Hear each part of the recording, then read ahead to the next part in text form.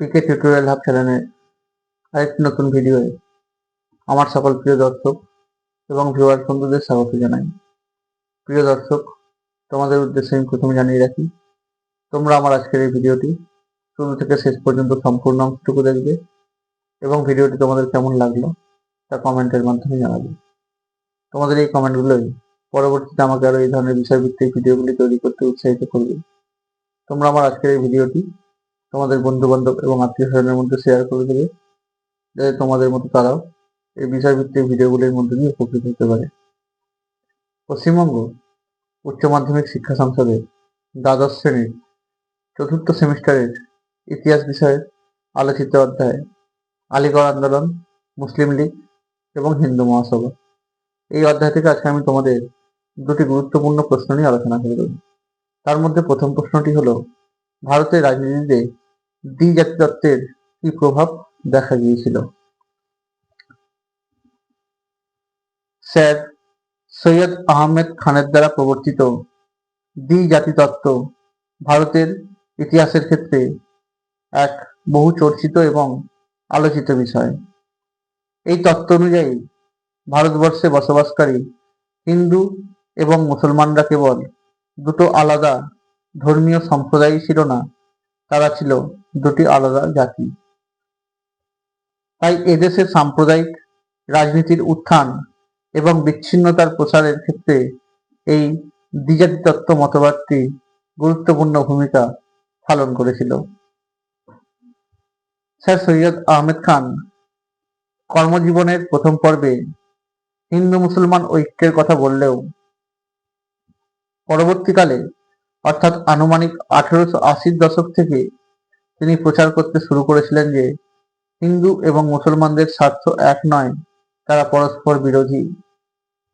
তিনি কংগ্রেসকে হিন্দুদের সংগঠন বলে দাবি করেছিলেন এবং 1888 খ্রিস্টাব্দে জাতীয় কংগ্রেসের বিকল্প একটি সংস্থা হিসেবে ইউনাইটেড ইন্ডিয়ান প্যাট্রিয়টিক অ্যাসোসিয়েশন প্রতিষ্ঠা করেছিলেন। 1861 খ্রিস্টাব্দের কাউন্সিল বিল বিতর্কের সময় স্যার চার্লস উড বলেছিলেন যে ভারত সংক্রান্ত কোনো আইন প্রণয়নের সময় একটি জাতি অর্থাৎ ভারতীয় হিসাবে নয়, ভাষা, ধর্ম এবং রাজনীতির দিক থেকে স্বতন্ত্র কয়েকটি জাতির কথা মনে রাখা উচিত। 1872 খ্রিস্টাব্দ থেকে ব্রিটিশ সরকার প্রত্যেক 10 বছর অন্তর আদমশুমারি বা জনগণনা কর্মসূচির মাধ্যমে ভারতে জাতিগত পৃথকীকরণ শুরু করেছিল। তবে দুর্ভাগ্য, জাতিগত এই পৃথকীকরণের কাজে ধর্মকেই জাতি হিসেবে বিবেচনা করা হতে শুরু করেছিল, আর এইভাবেই উঠে এসেছিল সম্প্রদায় হিসেবে ধর্মের এক নতুন তত্ত্ব। 1892 খ্রিস্টাব্দের কাউন্সিল আইনে লর্ড ক্রস সংখ্যা বা অঞ্চল ভিত্তিক প্রতিনিধিত্বের পরিবর্তে ধর্মীয় সম্প্রদায় বা গোষ্ঠীভিত্তিক প্রতিনিধিত্বের সিদ্ধান্ত গ্রহণ করার মাধ্যমে বিচ্ছিন্নতা এবং দ্বিজাতি তত্ত্বের প্রসারে সাহায্য করেছিলেন।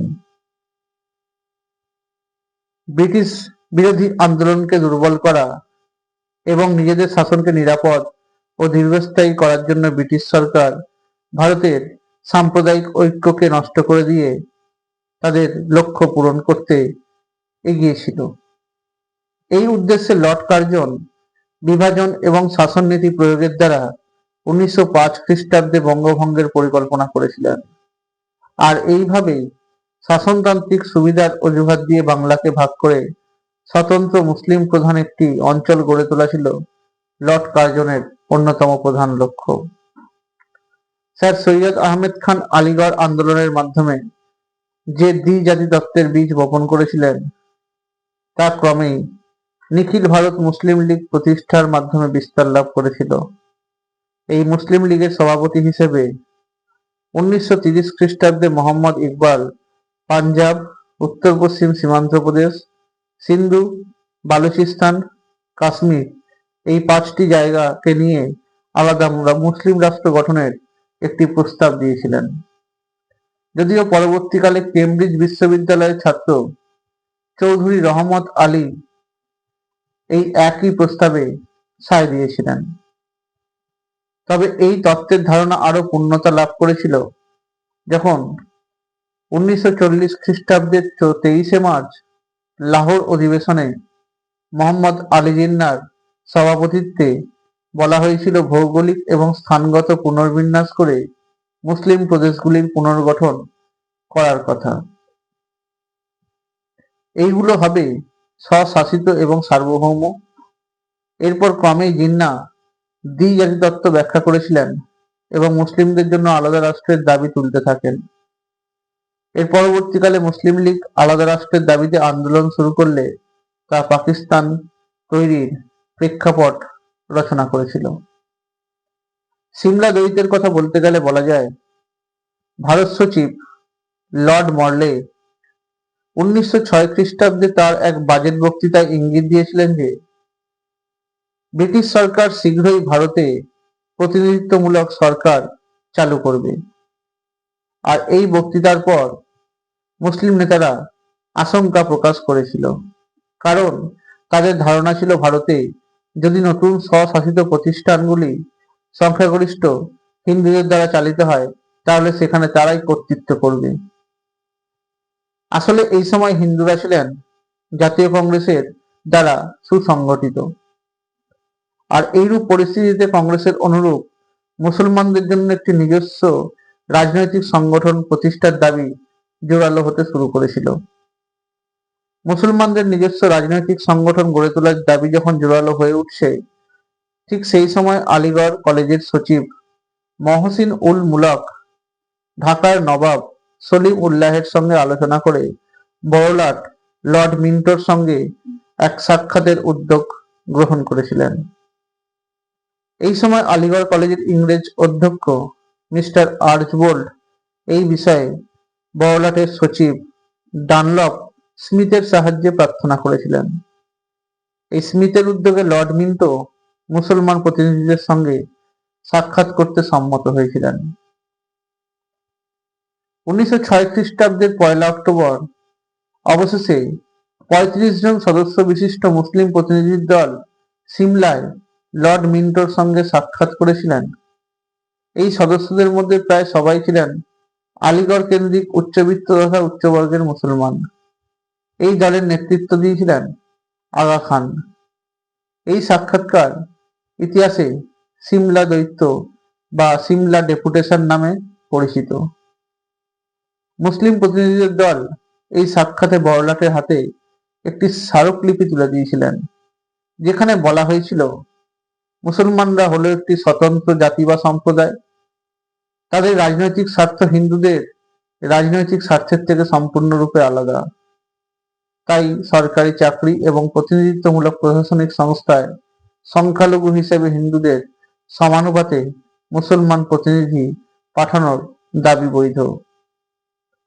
এর সঙ্গে আরো বলা হয়েছিল, কোনো পরীক্ষা ছাড়া সরকারি চাকরিতে শিক্ষিত মুসলিমদের উচ্চ পদে নিযুক্তি, পৌরসভা, জেলা বোর্ড এবং বিশ্ববিদ্যালয়গুলিতে মুসলিমদের জন্য বেশি সংখ্যক আসন সংরক্ষণের কথা। তবে মুসলিমদের জন্য পৃথক বিশ্ববিদ্যালয় প্রতিষ্ঠা এবং সামরিক, বেসামরিক ক্ষেত্রে ও হাইকোর্টে অধিক সংখ্যক মুসলিম নিয়োগ করার দাবি তোলা হয়েছিল। আর এই সময় ভারত সচিব লর্ড মিন্টো মুসলমান প্রতিনিধিদের সেই কথাগুলি শুনে প্রতিশ্রুতি দিয়েছিলেন যে পূর্ববঙ্গীয় মুসলমানদের স্বার্থ বিপন্ন হবে না। ভারতে বসবাসকারী মুসলমানদের পৃথক রাজনৈতিক জাতিসত্তা প্রতিষ্ঠা করার লক্ষ্যে এই সিমলা দৌত্য বা সিমলা ডেপুটেশন সাফল্যমণ্ডিত হয়েছিল। এর ফলে মুসলমানদের জন্য পৃথক নির্বাচন, সম্প্রদায় হিসেবে হিন্দুদের সমান প্রশাসনিক সুবিধা লাভ করা প্রভৃতি বিষয়গুলি বড়লাটের মৌখিক প্রতিশ্রুতি অবশ্যই নৈতিকভাবে স্বতন্ত্র মুসলিম রাজনীতিকে আরো শক্তিশালী করে তুলেছিল। অপরদিকে ভারতের জাতীয়তাবাদী আন্দোলনকে খণ্ডিত এবং দুর্বল করে তোলার কাজেও এই সিমলা দৌত্য বা সিমলা ডেপুটেশন অনেকাংশেই দায়ী ছিল। তাই এই সমস্ত কথাগুলোর উপর ভিত্তি করে অধ্যাপক অমলেশ ত্রিপাঠী লিখেছিলেন, সৈয়দ আহমেদ খান আলিগড়ে যে বিষাক্ত বীজ বপন করেছিলেন, এই সিমলায় তারই অঙ্কুরোদ্গম হয়েছিল।